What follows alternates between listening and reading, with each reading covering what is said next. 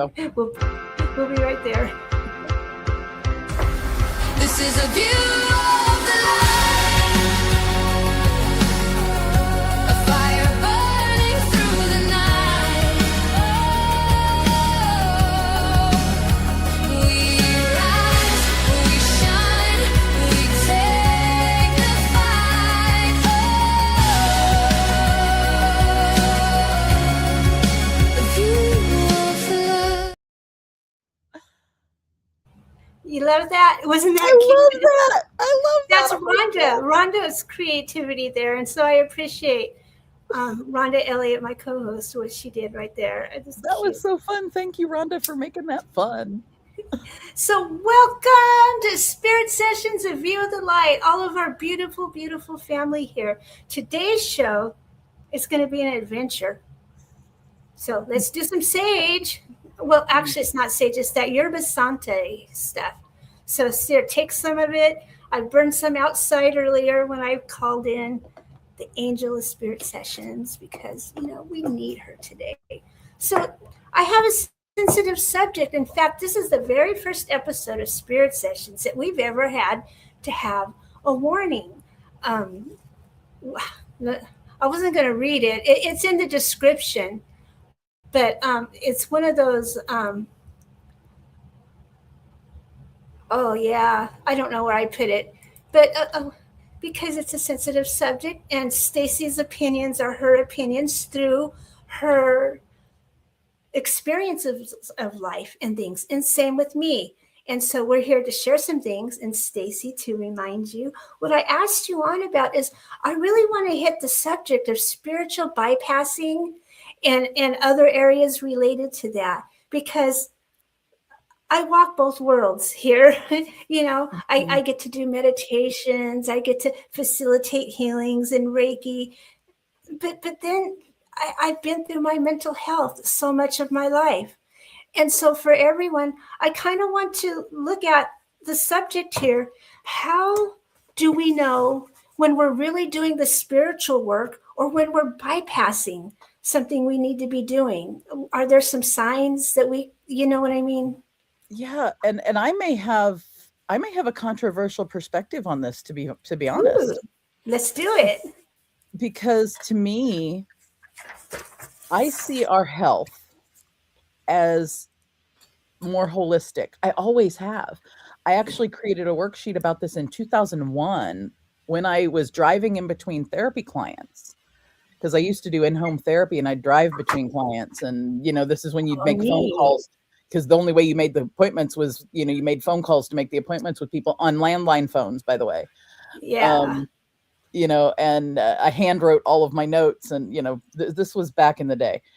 And this worksheet was to help clients see this way. And so I hadn't even heard the phrase spiritual bypassing until you told me, until you said that. And when I look at it, I cringe, because to me, health, if you picture a circle, and those of you who know, picture a medicine wheel. Yes. Right? Yes. And because this is exactly how it came to me. This is probably one of my first messages from source that I recognized as a message from source. Right. A circle, medicine wheel, your 4 quadrants are biological, mental, so biological health, psychological health, which is your thinking and feeling. So psychological split in 2. Biological is anything that has to do with the body, how much you sleep, how much you eat, what substances you put in your body, whether you're drinking water, kefir, or soda. If you know, you know. Then the third one is social. And the fourth one good one. Spiritual. Yeah. So the third one with the social is like anything is yourself and anybody who you are in kind of close relationships with. And then spiritual is a continuum of hope to hopelessness at the core. But all of the things inside that wheel, anything that touches the center dot, you're the center dot. Those are the things you have control of and that you should be balancing. You need to balance all 4 of those areas in order to take care of each of them. So if I have poor physical health, I can't focus on my psychological health.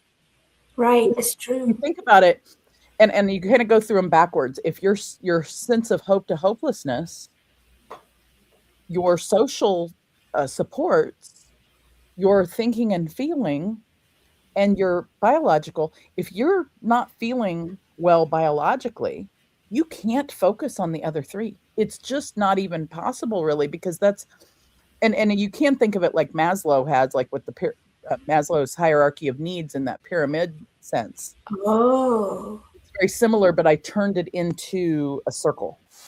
okay. Right. So your biological is those are those needs that you've got to have enough sleep. You've got to have the right substances in your body. You've you've got to exercise. You've all the things before you can think about your mental health. And your mental health is like it has to do with your emotions and your thinking. If you think about that from a Yeah, human design perspective, you've got the source coming in through the top into the anja, yeah, and then you've got the your grounding from the earth coming up through the root, but to the emotional center, right. right? So you've got to. We know that it's part of the body that way. The thinking and feeling is part of the body, and I didn't know anything about human design back then. I am just a baby learning it right now. Oh, yeah, it's exciting, isn't it? Yeah, it's incredibly exciting. But and at that time it wasn't even wasn't talked about much. So, my Okay. perspective though was that, you had to have the one and then the next. And then if you don't have social supports, if you don't have people around you that love you and tend to you and you love Yeah, and tend to and honor and help and those things, then, because humans are social creatures. for Then sure. then if you get those three in kind of some form of balance, then if you work on the spiritual, because then you're free to work on the spiritual because you've got the others kind of you're okay. That doesn't mean that you bypass the other three if you work on the spiritual, because it's a part of the balance also. It And if is you part of have it, yes. balance, right? Right. We're all free. And this, I kind of think I go into now, like, I think I knew this back then, but when you asked me about spiritual bypassing, I'm like, wow, I don't even know what that means. And I got to looking at it and I'm like, no, the spirit is part of our health. If we access spirit to help us with our physical health, that's possible, right? You Yeah, access spirit to help with your mental health. It's okay because spirit is is source. And right. why would source not help you balance those other three? That's what I understand. The first time I ever heard of spiritual bypassing was from my social worker when I was feeling and doing at my best. Okay. I had been Mm. reading Dr. Wayne Dyer's book and it was sinking in and landing deep and I was making boundaries. I mean, I was becoming a human finally and stuff. And I was feeling so good. And she says, well, how do you know you're not spiritual bypassing? I don't know. How would I know? And so I was asking her, and then what she explained it as is just so hanging on to only the good things that I am not taking care of all those other things that you're talking about. I'm not Yeah. taking care of my social. I'm not taking care of my things. I'm just so focused that this is all I need is me and Wayne Dyer, or whatever she was Yeah. seeing it And as. I can see the I'm sitting here, I'm actually looking at the definition vis-a-vis Wikipedia, which we know, Wikipedia is not an academic source. Yeah, However, it is common knowledge source, and I don't disagree with Wikipedia to an extent. So 1980s psychotherapist John Wellwood defined the term and said it's a tendency to use spiritual beliefs, practices, and jargon to avoid confronting unresolved emotional wounds, psychological issues, and basic human realities. Now, I I I kind of get what they're saying when they're saying that, it's you're doing that so that you're avoiding. I think right. anytime we avoid looking at our whole self, Yes. then you've got an imbalance because not looking at things. But at the same time, maybe it's not time to, maybe you need to heal, or you need to either heal or use the spiritual balance so that you can then feel good enough to then look at the emotional wound. Yeah, very true. I also wonder, being the 80s, growing up in the 80s, I'd never heard, like, people didn't talk about astrology or tarot or human design or those things in the same way we do now. Yeah. Like, they'd talk about, oh, did you read your horoscope? And it was just a Yeah. funny Yeah. little thing. It was Yeah. just it was I it was remember. considered like a frivolous non-thing. Right. And I know now, I have a different relationship with it now, is know that we're all frequency. Yeah. Isn't that neat? And that astrology is so, like, science and spirituality used to be connected way back. Yeah. At the beginnings, when we were all indigenous, science and spirituality it wasn't two different fields, it was one thing. And then it split. For lots of reasons in history, you can look it up, science and spirituality split. And it has been coming back together. Because, like, people like Dr. Bruce Lipton, perfect example. Yeah. Cellular biologist, scientist, wrote a book called Biology of Belief. Yeah. Connected spirituality. So it's Was that come back beautiful? together. And so I wonder, here's what I wonder. Is spiritual bypassing a concept that came out then because they didn't know what they didn't know? It could be, because if it came out in the 80s, and that happens to be like the late 80s was when I was in the therapy, it was probably just getting thrown around a lot. Mm-hmm. And stuff like that. Yeah, and it said even things like toxic positivity, Yes. emotion police, conflict avoidance, and premature transcendence. Now, I don't like the phrase premature transcendence. I think that's how can you prematurely connect to source? I think. Oh, really? Really? Yeah. Okay. Right, to me, like, you connect to source when it's time to connect to source. Yeah. Now they've got some common examples here of, instead of grieving, people say their soul simply moved on, so I shouldn't cry. Well, wait a minute. Maybe that person, and they're saying that because you just say, I shouldn't cry because of whatever, they're saying you're not going through the process of the grieving. But do we all not grieve differently? Yeah. Yeah. We do. And we hit the things again and again, too. Yeah. Circles. It says, instead of setting boundaries, you say, I must hold space and forgive them. It's all part of the lesson. Okay, maybe can it not be, I must hold space and forgive them, it's part of the lesson? Can you not hold boundaries and forgive somebody at the same time?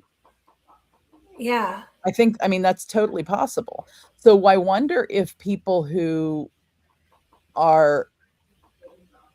have more understanding of source and spiritual actually are using those tools to work on their mental health and their physical health and their social health. It's actually what I call, and I've registered this term, by the way, is Source GPT. Oh, neat. Oh, we all have access to Source GPT. Right. Yes. Are they maybe using their Source GPT? They're putting it in, they're asking GPT about their health, about their mental health, about their social health, and getting information back and working back and forth with it. Right. Now, the difference between Source GPT and Chat GPT, or any of the ones we use here, Source GPT is access of everything because it's source. Yeah. You're not going to get a wrong answer. No. Whereas over in Chat GPT, be careful. Careful. Because you can get confabulation, you can get hallucinations, it's a computer answering you. Source GPT is the universe answering you. How can you get an answer? Yep, true source right there. Isn't that beautiful? How can you get a wrong answer if that's what you're asking? And so how can spiritual bypassing occur if source always gives you the right answer? Right. And So so that's so like my colleagues might be a little whatever with me, but they always have been. well, Because don't change now. I mean, I'm not. And I think many of them are catching up. We've got lots of us that understand those things. When I came into the field in the 90s, when I came to the field of social work, even talking to a client about their spirituality, whatever it was, we didn't learn about that. We really, learned, ask people, how much sleep they're getting, ask people how okay, well they're right. eating, ask people what they're thinking about, what they're feeling, how their social things are, but we didn't ask about the spirituality. You might ask what religion they are, or if they go to church, maybe. But Because even that's a social connection, at least. yeah, and in fact, that's totally what happened when this thing hit me of, wait a minute, we're missing a piece. I knew then, and I know it was 2001 because I made it into I wrote it down. I don't have the original paper, but I did write it down, and I remember writing the date on it. Oh, And it literally is how everything's connected for us. And I realized then that we hadn't been taught that, not because, not from any malicious reason, but just it wasn't taught then. Now, since then, spirituality has become important in psychiatry, psychology, and in social work. how Um, neat! I'm I, glad. I think maybe even in public health. I'm Oh, not sure on that one because I lost my mind in the 2000s and got a degree in public health too. That was just a whole different story. And my knowledge is just that, it's what's in this head. It's the movie that's playing in here. And I think, to go back to that disclaimer, and the thing is the things that we're expressing here are literally just our individual experiences, and people right. need to take what they it's not a legal, or it's not even That's right. it's not even, I can't even say it's my professional opinion. I'm going to say Right. it's my Stacy opinion, Yeah, your experience. Yeah. and my experience, because even none of this is professional advice. None of it should be considered professional or diagnostic advice. And the same with, it's not, we might not even agree on the things, and the network may not agree on what we're doing. And it's not for that. It's for, take what works for you and leave the And rest. just open the conversation to Yeah. find out what works. I'm curious of what the audience thinks of the phrase spiritual bypassing. Let's go to the comments and see. Oh, I know I pushed them away. There they are. No comments yet. It's just us, Stacy. Well, people watch this when we're not here too, so we know That's that. true. I'm I was going to curious tell if you you're- one time. Yeah, let me know. Go ahead, ask your question. I'm curious if you're watching to, what do you think of the phrase spiritual bypassing? What does that mean to you? And have you ever had someone tell you that? Have you ever felt that yourself? Have you ever told somebody else that? I'd love to hear the Yeah. discussion. And Yeah. especially if you are a clinician, if you're a social worker like me, and you've used that phrase, or you've, I'd love to have the professional discussion with you and find out, okay, what have you seen that is that, and what have you seen, what have you done with somebody when you think they might be? Or saying love, love, love, that you two are blending the minds. Good What morning, else Miss can we do? Thang. And then Here's the gold right here. Yeah. Yes, that's it. Put that one Jessica. up, Okay, Teresa. I meant to. Here we go. Never been a fan of it, nor the phrase toxic positivity. I am so with you. Because how in the hell can how can joy be toxic in a negative way? I like the idea of it being toxic or not toxic, contagious. Right. Contagious is good. Contagious joy instead of toxic. I think we replaced the phrase. We just need to replace it. Well, then it's time. Yeah, You I know? agree with all this. This is all pretty exciting. I was going to share with you one story though.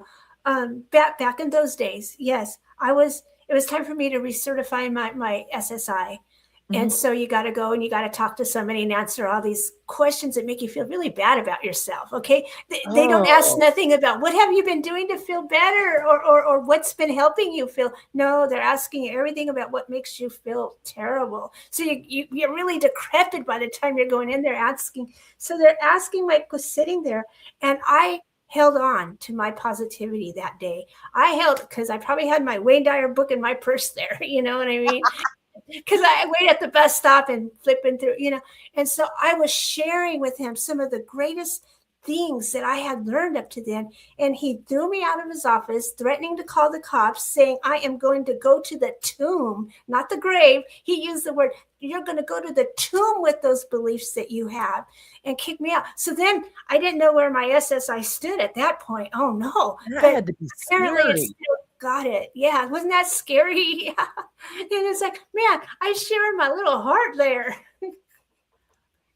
And to me, when I hear that, I'm like, that person just added trauma to your life. And now I don't know. I'm gonna have to disclaim that, like, I have never worked in the Social Security arena Right. or the Medicaid arena as far as working for the state or working for the government in those, Okay. having people be eligible. In fact, generally the people who do that, they may or may not have social work degrees, by the way, and especially back then. Ooh. Especially back then. And they Wow. may or may not have had any experience or education in the field. Yeah. If they did, and actually now, if they in the state of Missouri, it's actually not legal to call yourself a social worker unless you have a degree in social work and a license to practice it, Oh, and boy. or a Man. license to practice it. And in order to get the license, it used to be you could just work your way up and end up getting a license. You could have a degree in basket weaving and get a license to practice and be call yourself a social worker. And the legislation that it protected the title and protected the profession, because what we learn and do as a profession is very specific, and it shouldn't be that somebody works for the state and works their way up to being able to call themselves a social worker. Okay. But back in the day that was possible. And Wow. so the licensed counselor is also a protected title in Missouri. You can't call yourself a counselor unless you are a licensed professional counselor. So I can't even call myself a counselor, and don't. I call myself a therapist. Or I can call myself a social worker all day long because I got all the whatevers. But it's good that there's protection to the title because it maintains the integrity of actually what we are trained in compared Right. to back then.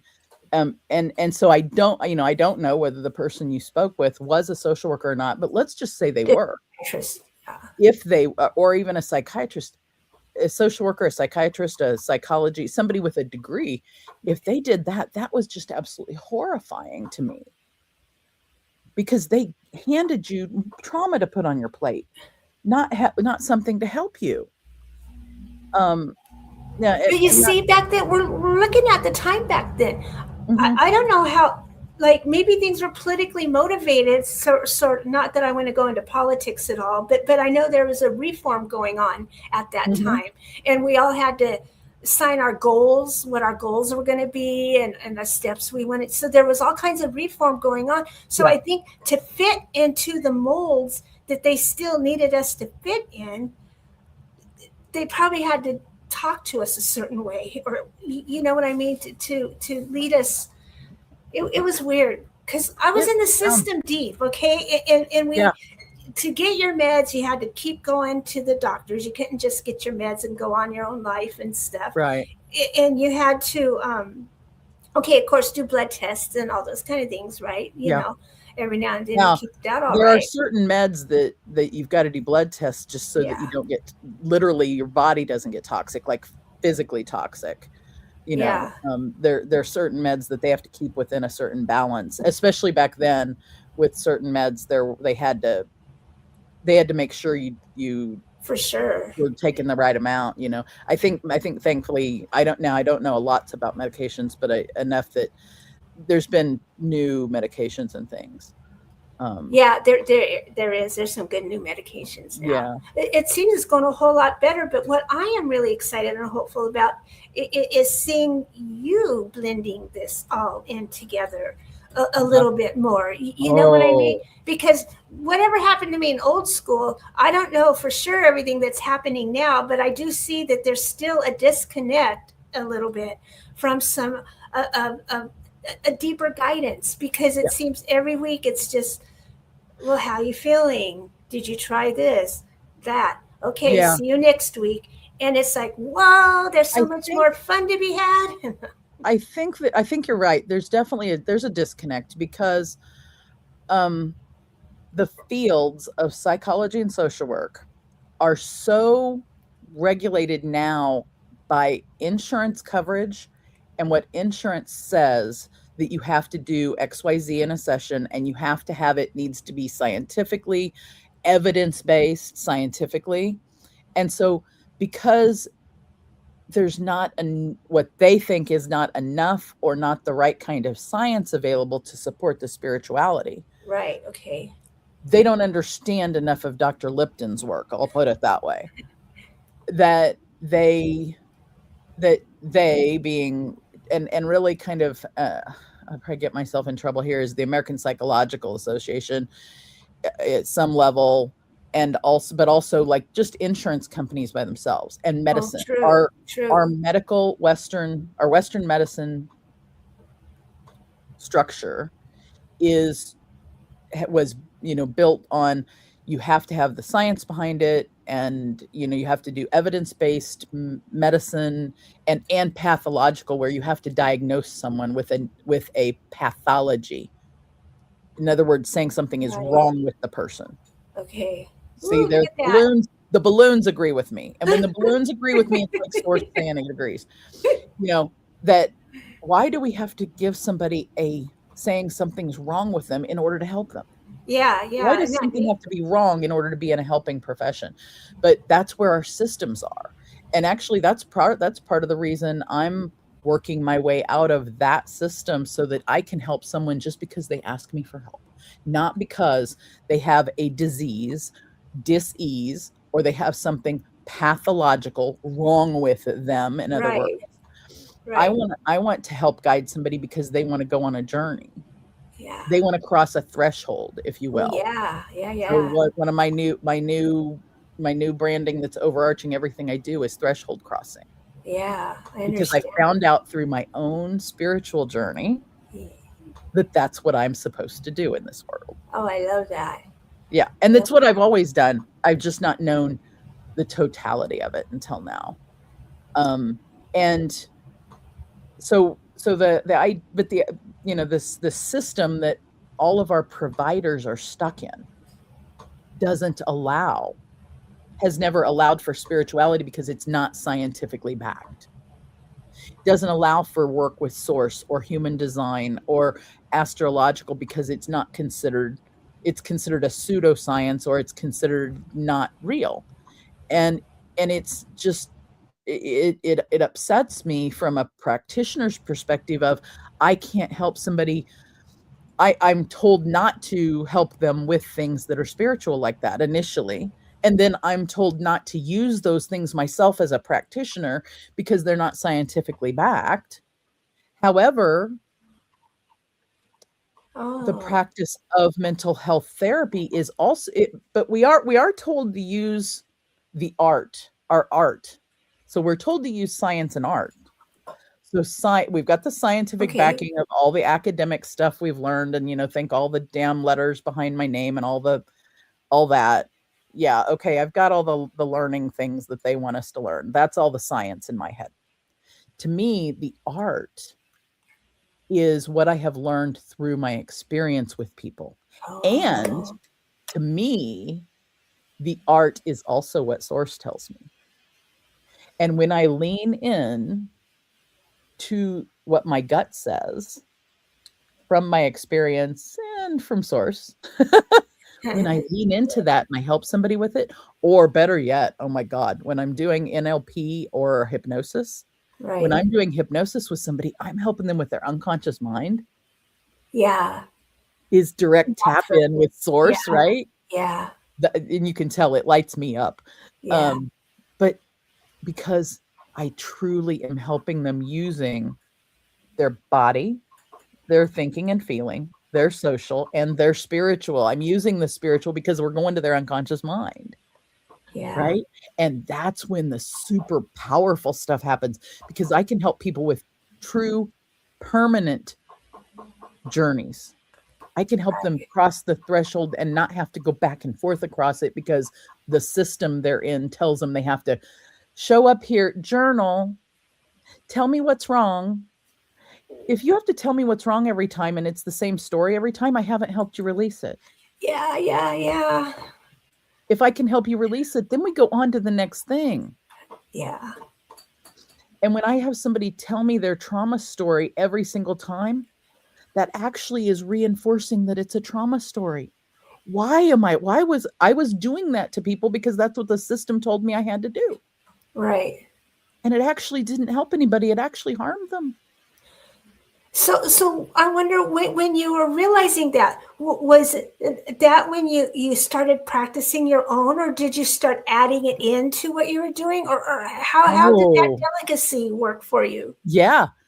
So back in the back, and this, I mean, it goes back to that 2001 point and goes through my whole career, to be honest, because I would say or do something with a client and I'd be thinking, where the hell did that come from? Because I'm like, I couldn't say, oh, I knew it tied exactly back to theory X or practice Y or evidence-based this or whatever. And I knew like whatever I told them felt right, Right. but I couldn't tie it to a particular theory or a thing from school. And I felt like, oh my God, am I doing something wrong? And Okay. what was really cool though is like 2 weeks later, I'd be talking to the same client and they'd say, oh, you know that thing you told me such Oh, and such day? And yeah. I'd say, yeah. And they'd go, it was exactly what I needed. And I knew that that happened over and over and over again, but I couldn't pinpoint it in myself of going, where did that come from? Well, I started going, I called it therapy by the seat of my pants or therapy by gut. And I go, well, I'm not sure where this is coming from, but I'm going to try this. Or I'd tell them something. I go, I'm not sure where that came from, but let's see if it's helpful. Right. And I didn't know at the time that what I was doing was downloads from source of what Yeah. to do. And I wish I would have, because I would have gone this direction a long time ago. Because every single time I did it, it helped the person release something it helped on a permanent basis versus the stuff I'd learned in, not that it wasn't informed by the stuff I learned in school. I would weave it together. Yeah. But every single time there was something gut like that, the person would come back and say it was exactly what they There's needed. that. I love that. And so eventually when I realized that on the whole, I'm like, and so that was happening at the same time my own spiritual journey was happening. So it was happening like it was in two separate silos. They weren't coming together yet. Okay. They didn't start coming together till I became a practitioner of NLP, Oh, neat. Yeah. neuro-linguistic programming. Yeah. So that was February of 22 that I took that. And before that, I actually had learned EMDR, eye movement desensitization and Oh, reprogramming, really? which is and they are all connected. There's a whole history there. But February was practitioner, and then November, I became a master practitioner of neuro-linguistic programming, mental emotional release or timeline therapy, and hypnosis. And I learned how to take people back, past lives, past Woo-hoo-hoo. generations, Yeah. take them into their future, take them into their past, do hypnosis, all of those things. And that started me on a journey. Yeah. Now, personally, I had hypnosis for 10 plus years when I learned it myself. I had been going to a hypnotherapist really? myself. So Okay. I'd been on the journey for me, Oh, but I hadn't had the desire to learn it. Oh my God, I wish I had, because because now I'm just like, that's the best way for, I love working there, because Yeah. literally that's when I can help somebody release something permanently So and do you have them see what it feel the looks next like? day. All that was structure, all those degrees and all the things, Mhm, and they give you a firm language mhm. that's known that people can hear. And then when your intuitive hits come through, Yeah. when that flow of source comes through, now it has a space to land and be delivered. Well, and like what my friend Etta told me, Etta Jackson, she had a book of Understanding Your Choice. Amazing book, brilliant friend. I need to introduce you, Teresa. But Etta taught me that was the Pisces, we're coming out of the we were Right. coming out of the Piscean age and going to the age of Yeah. Aquarius. Yeah. And the Piscean age was all about that structured um um uh, academic style knowledge and Right. science, and then the Aquarian age being about the divine feminine and the spiritual and then understanding. But we needed that Yeah. academic piece so that we had words to understand and express things.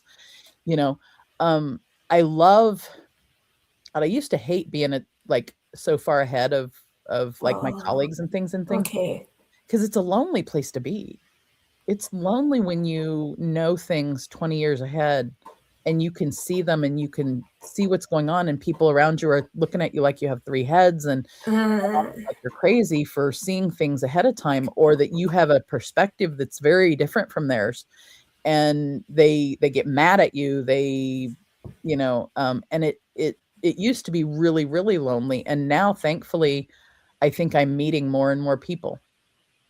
I'm connecting with my own people who understand those things, and they don't look at me like I have 3 heads. They accept me for who I am. They work, they accept the craziness that comes out of the squirrel's mouth.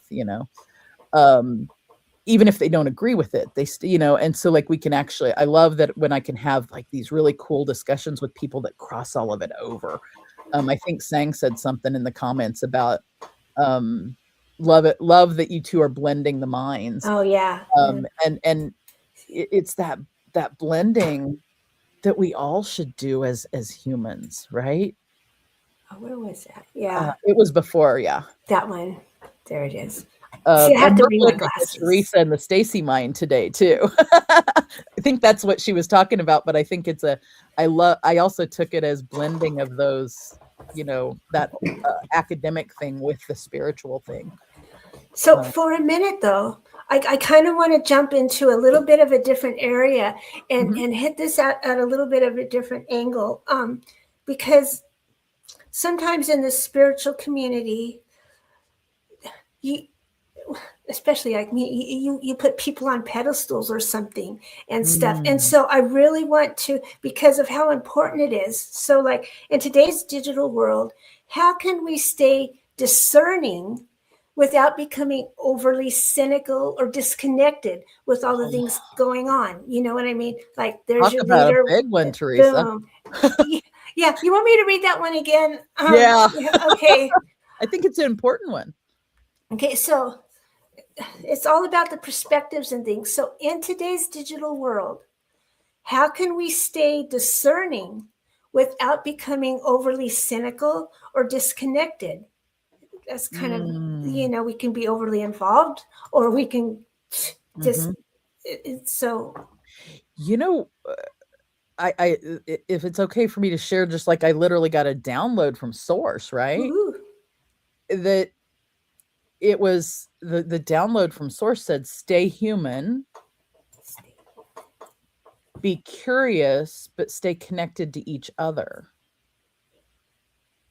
So, like, I'm not sure exactly what that means, except that, you know, tools have always been just that. The first tool we had was fire. We could burn each other up with it, or we could use it to, cook, corns on the cob to make dinner, right? Yeah, Um, and then, the printing press could be used to disseminate negative propaganda, or it can be used to disseminate beautiful words and right, right, poetry. right. Yeah. Um, this digital age, if you will, those are tools. Yeah. But those tools are used by humans. And it's us using the tools in, are we using them for the benefit of ourselves and each other? Or are we using them for the detriment? Because there's always, it's what my friend Etta calls the pairs of opposites. You have to, you have to learn the gray, because you can even go way too, I guess you could go way too far over into the good, because you can go way over into the bad, but there's always gray in between. And as humans, it's like, she says, resolving the pairs of opposites. That's how she puts it. And it's that journey in between as humans, and it's the connection with each other, the interchange of our movies, because 8.4 billion people on the planet, 8.4 different movies running in each of our heads. That's a lot of freaking movies. Yeah. And I think true respect to me is me understanding that Teresa's got this beautiful movie playing in her head. And the more I connect with Teresa, the more I get to understand what her movie is. Right? And even if there's something in her movie I disagree with completely, if I can wrap around it and go, that's beautiful that she has that movie. Yeah. And what can I learn from it? And how do I understand it? And understanding Sang's movie and Jessica's movie, and I love that the more when we approach someone else's movie with curiosity and and wanting to learn about it, then that keeps me from being cynical, because I'm just wanting to be curious and learn, what does that look like? And to know that it's beautiful and valid for that person, no matter what. Even if it's somebody that we totally disagree with, or they're doing something bad in the world. And I don't even want to go into that, because I don't bring negative, and I don't want people to feel negative. But when you can go into any other person's head and do what you can to lean in and understand that movie and be curious about it, and to be able to say their movie is just as valid as mine. Yeah. That keeps me from being cynical. It keeps me from being, but it also doesn't keep you from experiencing emotions, because you see somebody do something and go, that pisses me off. We're here to experience the range of emotions. We're here to experience the range of experiences in life. And you need to experience the pissed off. But what do you do afterwards? You go, okay, what was it that pissed me off? Was it my baggage or my movie or something in mine that I was holding on to so tight? Oh, okay. Yeah. I couldn't accept the other person's movie? Or was it they did something because of their movie, and they did something and it wasn't even my stuff to carry to begin with? Yeah. And that's personally been my own experiences. Is as somebody who's very empathic, is learning how to let someone else carry their own shit. And that's not easy. I hope it was okay. I said carry their own shit in here.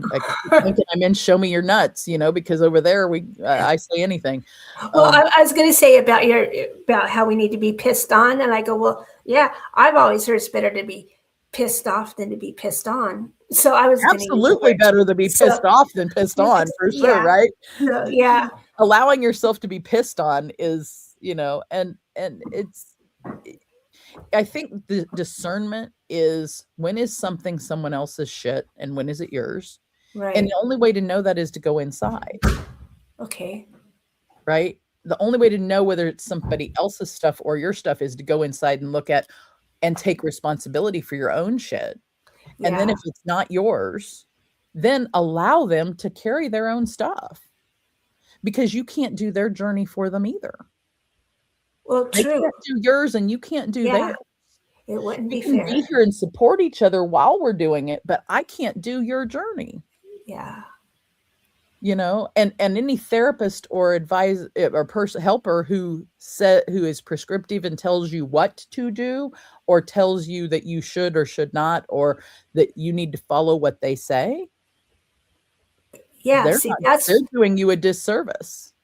so that's some of the things to watch for too. Yeah. Are you being And told how to believe, or yeah, and you as the patient, as the client, as the person in that situation, you have every right to fire that practitioner and find a different one. I don't care if it's your doctor. I don't care if it's a lawyer. I don't care if it's your therapist. You have the right to find someone who works with you. You don't have to. Now, having the right and having the ability are two different things in our present system, because the system sometimes doesn't allow you to easily find another practitioner. But you don't have to stay with a practitioner who is telling you, and I even tell my own clients that. I'm like, if I am not the right person for you, fire me. Like, I don't want, that's not my job. I see my job as the navigator. I tell them they're the captain of their ship. I am only their navigator. I'm just here to say, okay, Captain, where do you want to go today? And here are the maps for us to do that. Which one do you want to try? That's my job. My job has nothing to do, and it's reflecting back to them their stuff. It's helping them cross the threshold by understanding their own journey. It has nothing to do with me. But isn't that so much better? Because you can't live somebody else's life, kind of like you were saying earlier. So even no matter if it's the greatest advice, if it's not yours, if it's not your path, there's no use in following. And even putting people on pedestals, like you said, I got to thinking about that, because the pedestal thing, we've got, you and I were talking before the show of people that we follow, and, we've got a lot of people we follow the similar. There's a couple people you follow that I'm like, they're like well-known. Right. And some of them, I really like their stuff. And some of them I'm like, I'm not so sure of their stuff. Yeah. Doesn't mean that they're bad people or that you shouldn't be following them, because frankly, we all have, we all have whatever lessons we need at whatever time, if we listen to it. And I think the secret on the staying discerning in the digital age and staying all those things, I really think it's going inside, seeing what's yours and what's not. Okay. Kind of like we talked about that legal disclaimer at the top of the show. Take what's yours, leave what's not. Is going inside, figuring out what is yours, what isn't, taking what is yours and leaving what isn't. Although sometimes you even might want to question the stuff that isn't yours and go, well, is it mine or not? Or is it something I might want to do? Right. Because there might be lessons and new learnings there. I think staying open and curious to new learnings, while also taking responsibility for XYZ just happened. This event just happened. Which part of it am I responsible for? And which part of it the other person might be not only responsible for, but it's not even mine. It's not even something between us. It's their own journey and their own stuff. And being able to go, okay, my responsibility is to do this. Am I honoring my responsibility and my purpose? And if I'm not, what do I need to do to make a different decision and move forward differently? I think we were talking about some of those things before the show too, Teresa. Not go into them, but understanding. Yeah. You go, okay, what in this is when and it's that going inside part, which doesn't. It's hard sometimes because it involves just you and source. So what is your favorite way to go inside? Ooh, of late, it's. So when I'm learning about my human design, I'm a 3-5 generator with a sacral and splenic response. Okay. And I have defined sacral, root, and spleen centers. So I'm super defined in all three of those. Wow. So I can move fast, even though the spleen is like quiet things. The sacral is a sacral yes or no. Right. The spleen are the quiet ones. But I can take those and I can make a fast decision that is a sacral yes or no. Wow. And move quickly and generate lots of things. which is hard for the people around me because generally, they're not always. I move so fast that like some people go like, "What the hell, squirrel?" That whole squirrel thing, is like watching me move.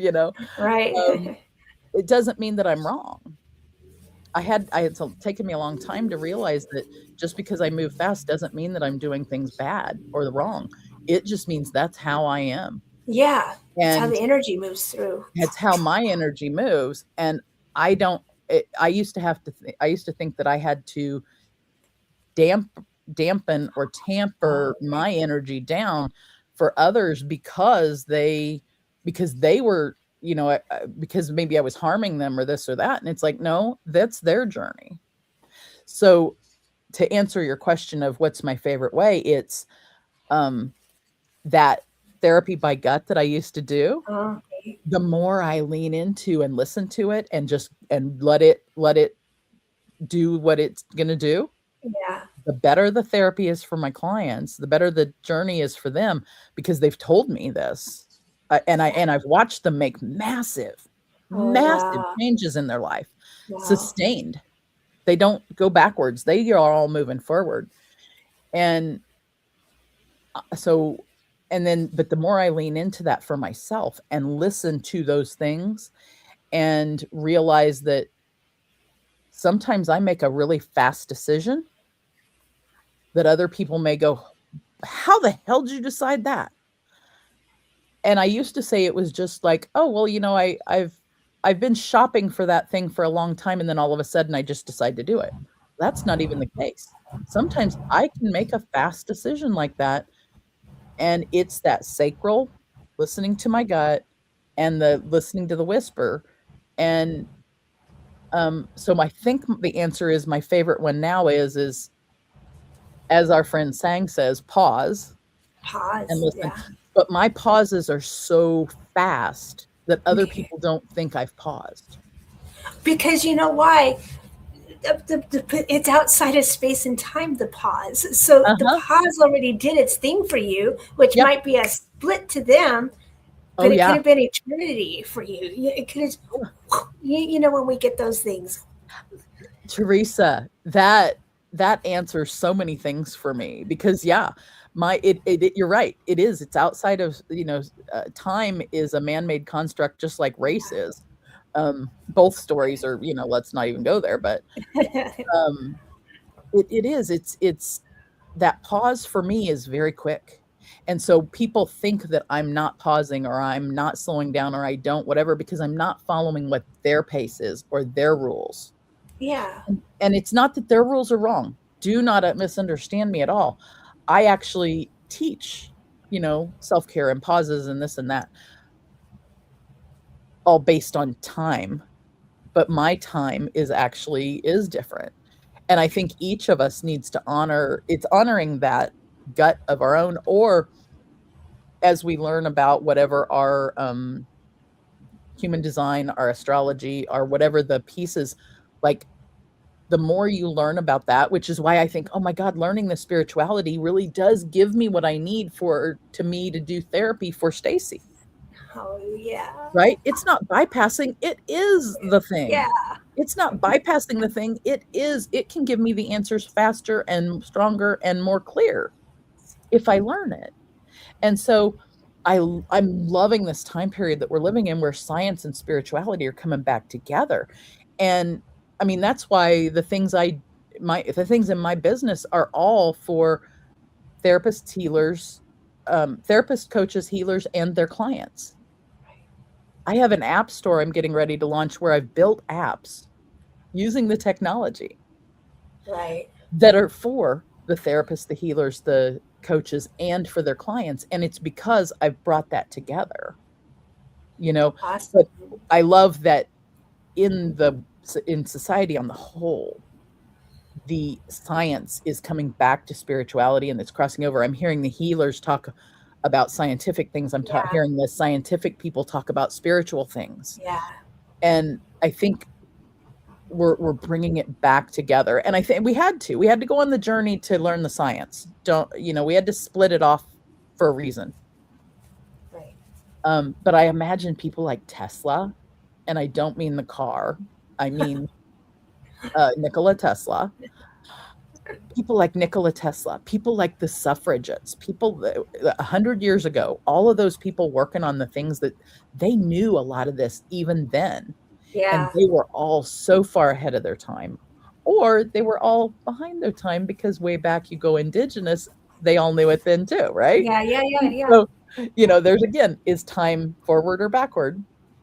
And the blending of those things is so amazing.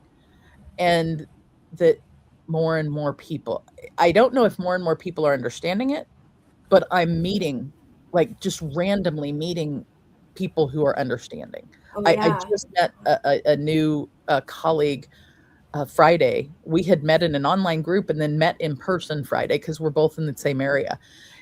Didn't know this person from Adam and had an immediate amazing connection, and she's just a beautiful soul, and her knowledge about this kind of thing is just so amazing, and I'm hearing people that have been in my world forever who I didn't think knew anything about that types of spirituality Oh, talk about things. So I right think we're on. all coming into the knowledges of, and maybe we'll start hearing more and more about it in things like the regular news or something. I don't know.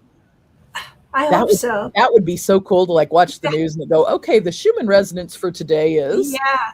as a part of the weather because it is a part of the astrological weather," I've heard about centers. I don't know if they're all opening yet, but people who have plans of whole body, whole system centers where you don't just go in to see the dentist or the haircut. You go in for the whole body system and come out the other side floating. No, no, Ooh, no, no. can you But no, imagine? You go that in and to get everything like is a there. you Yeah. you get a haircut, a makeover, you get to sit in the hot tub, the cold plunge, the sauna, you get a full body mask, you get to do a hypnosis while you're there, Some you get inner child and an Akashic some reading. shadow. Yeah. Yeah, see? I See, now love by the time you come it. Yeah, out, you no. feel good and pampered, Yeah. Yeah. But that's like more bringing it back to the whole system because even with the doctors having the dentist separate, there's a lot that goes in our mouths that affect our gut and Uh-huh. everything. And so it's those two have to work together more sometimes to get our whole Well, health going and things. So I love this, everything coming together more it's and so more. beautiful. Yeah. Yeah. Yeah, I'm Um, excited about that. yeah, Well, and this was fun. it Go was ahead. it's always fun with you, Teresa. T-dubs, I Well, love spending time with you. I oh, love thank spending time with you. you, and this is the second time I was on spirit sessions, but this one, um, I've been on if I need to go back and watch the other one because the spiritual journey I've been on since the first time I Oh, was on really? Think is about that. huge. Huge. Oh, yeah. Isn't that exciting? I love this. And I I love love all it. the things. The notes I took from what you were saying today is well, how do we know if we're spiritually bypassing or not? Well, the thing is, it is that we're bringing it into a balance with our physical, our mental, our emotional, and there was one more. Was it Social. social? Okay, yeah. Mhm. See, I'm gonna write that down. And Yep. social. So when all of those are into balance, now you're dealing with your whole self. And then Mhm. over here I wrote we need to remain human because what else can we do? This Right? is everything, okay? That we have all kinds of portals, Well, everything. This we're is spiritual beings having a human experience too, yeah. And you it's know? beautiful as it is. And then to keep our curiosity because you go stagnant if you don't keep your curiosity, right? No more I growth. I used to think, okay, when I die, that's when I stop, or when I stop learning, that's when I'm gonna die. And then the other thought is when I die, I'll stop learning. And then I had the realization not long ago. No, you're not. You're just gonna come back here and do it again. Or go somewhere else and do it again, or go somewhere else. It's Because there's it's the growth. it's yeah, it's stay curious and stay learning, and that that never ends and neither does life. And then the other part was staying connected to each other. What was another thing that came through you? And that's so important. One, because there's wisdom and knowledge that we can share with each other, so much more than the differences that we're all looking at right now. There's so much more that we can do It's the together, experience that we learn from. and supporting each other, sharing of our experiences, and taking that and moving to the next level and stuff. And so there's so much. So learning what recognizing what's yours and what's not, and taking responsible and honoring what is yours and honoring what's theirs, and things like that. So those are the notes I took today. Yeah, even when you disagree, honor that somebody that's their thing. Yeah, You know, that's like buffalo medicine. Buffalo medicine is honoring somebody you're right. even if it brings you pain. You are so right. Now, not to say you want to allow them to bring you pain. It's honoring that they are where they need to be. Okay, good You don't point. have to. See? You don't have to allow yourself to. Now you may have pain from something, but you can also release it. I mean, and beautiful Hawaiians. Our Hawaiian cousins have such a beautiful ceremony with that. With Ho'oponopono. Yeah. Is staying pono with each other by making decisions that honor each other's journey, and being able to go, hey, I forgive you. Do you forgive me? I love you. Do you love me? And cutting that negative piece between you and keeping the positive, so that you can stay connected in that positive, beautiful piece of that golden cord. They call it the aka, the golden cord between people. And you keep that golden energy cord, and you cut the negative thing. If you've had negative feelings for each other, is forgiveness. Hey, I think I've did something to you. Will you forgive me? Or, hey, I think you did something to me. I forgive you. And cutting that part so that you can continue the golden piece between you. Yes. Yeah. The peace. It's a And the piece, peace. but it's the And the peace. peace. And the peace. You're right. I love that. I love that. So any last parting words that you would any parting wisdom that you would like to share with us? Usually when people ask me that, I say, have grace with yourself, which I still will. I'll put that one in there. But just now, Source also told me to say, a prayer of, a native prayer is, and it's the shortest prayer I ever have heard. It's in Potawatomi, we say Janaganan. In Lakota, they say Matakwesi. And the meaning of that short little phrase or prayer is all my relations. And what that means is that we are all connected. And that by itself is a prayer. Oh, yeah. Right? So, I say all my relations. I heard you say words I've only read before, and it's like, wow, that's how it sounds. It is like way cool. Janaganan that's a hard one to learn too. Potawatomi is an interesting language, but it's and I had learned Matakwesi long before. I learned Lakota. I learned lots of Lakota long before I learned any Potawatomi. And I am Potawatomi, so it's all my relations is what the prayer means. And I've heard it sung by Eulale. Do you know who Eulale is? I know Eulale. Okay, they have a song called "All My Relations." All my relations. Yeah, that's away, away, away. Okay, anyway, it's a great song. I'll send it to you sometime. Oh, I've got all of Eulale's. Oh, do you? Okay, then you know that. Yeah. I wish they would have kept going because they have beautiful voices. Oh, yeah. That the one from Smoke Signals. That's the one. I wanted to have that playing when I was giving birth, but then I didn't know if anybody. It was the one about our father. I'm not going to sing it. Okay, I'm just not. Okay, I came that close to trying to put those words out there. Nope, it's still trying to come. Boy. Okay, anyway, that's a good one. Yeah, I'll find out the right name, and then you'll know which one that is. But anyway, I appreciate you coming, Stacy. I appreciate being here, Teresa. It's been fun because I love learning, and I love seeing new perspectives. And I think today, we've learned that there are things that we can come together and talk about now, whereas before, maybe it wasn't so much. But now's the time, everyone. Let's come together and talk about these things and be more solution-oriented, more happy things. There's good things more to be connected. Connected with each other. Like allow the connections with each other. Allow differences to connect us. Yes, it's time. Allow our diversity to connect us, not to divide us. Boom, there it is. There's the word, and that one just came to me. And it's a real thing either. It's not just a little phrase, oh, cute, and then we go on. No. This is the heart of it and stuff. Yeah. And so I wanted to share that next week on Spirit Sessions, we're talking about meditation, awareness, and the Ashaya's ascension practice with Brahma Ashaya. Now, the thing about it is we've always done meditations on Spirit Sessions. We've always done this and that and visualizations, but this guy is going to give us a how-to. And it's going to be really fun because we're going to learn something from this guy. And Rhonda's learning. She's taking a class with him. I think that's where she is today. And then I wanted to read another little announcement to everyone, our beautiful family here. We are in the final weeks of Spirit Sessions. This is our third to the last week. And we want to take a moment to fully thank each and every one of you who's been with us and a part of our journey. You know, we couldn't have done it without you, and that's the truth. Our paths are unfolding in different directions, and each of us continues to spread the light in our own unique way. And I wouldn't have it any other way. We are deeply grateful for all the love.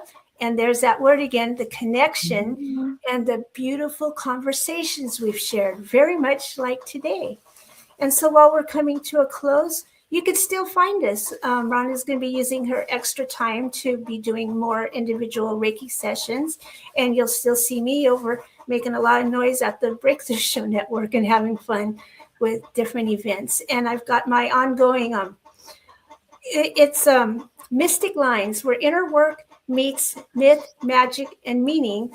And that's where we talk about a lot of things like we have today. And then we practice my style of neurographics. And which is amazing. I've done it. Oh, isn't it fun though? This is the funnest thing. And my style is more like the church windows. What are those called? Stained glass. Yeah. It comes out more like that. So maybe someday I'll try it that way. But yeah, it's a lot of fun, and I love to do that. So big things are happening, and we love you all. And always keep sharing your view of the light. The world needs it, and I do too. Mwah. Thank you all.